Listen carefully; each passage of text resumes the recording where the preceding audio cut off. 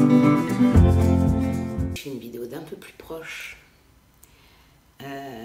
parce que l'énergie que je ressens pour moi dans cette nuit, dans cette journée nuit bleue résonante, c'est quelque chose de très cocooning, de très introspective, je ne sais pas si ça se dit, de très calme, de très tranquille, de reposant.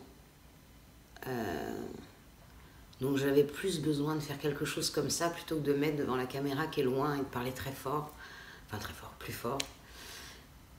Donc je vais vous parler de cette journée nuit bleue résonante depuis ce lieu beaucoup plus proche. La tonalité résonante, c'est la septième tonalité de cette onde enchantée. On est au milieu. La question qu'elle vient nous poser, c'est comment accorder l'instrument que je suis pour offrir ma note au monde.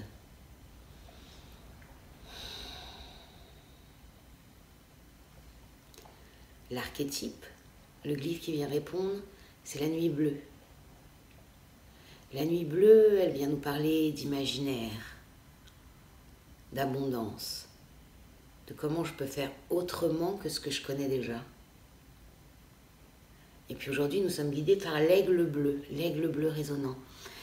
L'aigle bleu, il nous dit, face aux situations qui pour toi ne sont pas fluides, fais un pas de côté. Regarde les choses depuis un autre angle, depuis un autre point de vue, depuis un mental déconditionné, clair, qui a lâché tout ce qu'on nous a fait croire. Donc vraiment l'invitation de cette journée nuit bleue résonante, guidée par l'aigle bleu résonnant, ce serait regarder ce qui se passe depuis le début de cette onde enchantée de la Terre, regarder ce qui est fluide, ce qui ne l'est pas, et puis ce qui ne l'est pas, faire un pas de côté, regarder la situation autrement, parce que peut-être qu'en fait, notre regard a juste besoin d'être changé sur une situation, ou a juste besoin d'être réadapté sur la situation, pour se rendre compte que finalement, il y a quelque chose à vivre. C'est pas pour rien qu'on a vécu ça. C'est pas pour rien que ça manque de fluidité. C'est peut-être parce qu'à l'intérieur de moi, c'est pas vraiment ce que je veux pour moi. C'est pas vraiment ce que je rêve de plus grand pour moi. Puisque la nuit bleue, c'est le rêve. Rêver. Imaginer. Alors le rêve, c'est le rêve éveillé. Rêver le meilleur pour moi. Alors dans cette onde enchantée de la Terre, où ça navigue avec la vie, avec les synchronicités, avec notre liberté propre, ce serait se dire qu'est-ce que j'ai vraiment envie de vivre, qu'est-ce que j'ai vraiment envie de partager. Et puis depuis ce lieu, rêver, imaginer, mais pas depuis le lieu qu'on connaît, non pas depuis le lieu, c'est pas ça, c'est peut-être on peut s'offrir aujourd'hui dans cette journée nuit bleue résonante d'arrêter de donner notre accord à ce qu'il y a à l'extérieur. Arrêter de donner notre accord à tout ce que la société a bien voulu nous faire croire sur ce qui est bon, faisable, pas faisable. Il y a un adage, alors je ne le connais pas par cœur, mais je crois qu'il va bien avec cette journée, j'allais dire rêve bleu, je me mettais à chanter Disney là. Nuit bleue résonante. Ils l'ont fait parce qu'ils ne savaient pas que c'était impossible. Faisons comme si nous ne sachions pas. Comme si nous ne sachions pas que c'est impossible. Essayons, avec la vision de l'aigle, de nous placer depuis ce point de vue. Oublions qu'on nous a dit que c'était impossible. Et décidons que c'est possible. Et on y met tout notre cœur, tout notre amour, toute notre présence. Tout ce qui est nous, profondément. Et on y va. Vivons nos rêves. Et puis moi, j'ai fait le bilan, et je la fais très tard cette vidéo, parce que hier c'était le solstice, je suis rentrée très tard, plutôt très tôt ce matin. Et je pense que c'est pour ça aussi, cette énergie d'introspection, c'est que j'ai peu dormi.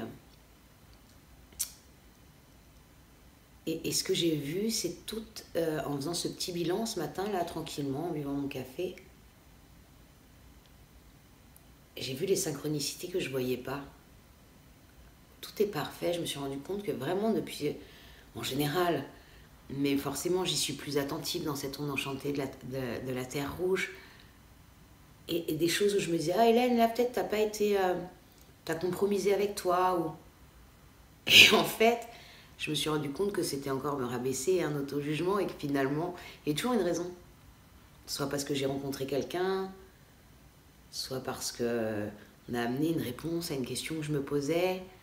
Et je vous donne un exemple, hier c'était le solstice, et puis nous l'avons fêté avec les amis chéris du Munaiki, avec qui j'ai passé les rites Munaiki. C'était vraiment chouette ensemble. Et puis nous nous sommes offerts des cadeaux. Et il y avait donc José qui n'a pas fait le Munaiki avec nous et on ne savait pas qu'il était présent. Donc bref, on s'est offert des cadeaux et il n'y avait pas de cadeau pour cet homme d'une beauté absolue. Moi, ça c'est un de mes fonctionnements, c'est mon truc d'enfant, quoi, tout le monde a des cadeaux. Et je prends mon sac à main et je sais que j'ai un synchronomètre dans mon sac à main. Donc l'idée est d'offrir un synchronomètre à José. Et en fait, je plonge la main dans mon sac et je sors une pierre bleue. Je ne savais même pas qu'elle était dans mon sac. J'imagine que je l'ai mise là il y a quelques semaines. C'est pas nouveau. Hein. Et mon sac, je m'en sers tous les jours. Tous les jours, je mets les mains dedans. Et vraiment, je vous assure, hein, je prends ça. Mais le temps, je fais ça et je sors la pierre bleue.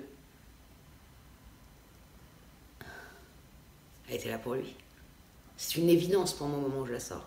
C'est une évidence. Ça, c'est la magie de la vie. Et parce qu'on est ensemble, parce qu'on est dans une énergie particulière, parce qu'on est dans l'instant présent, parce qu'on est ouvert à la magie.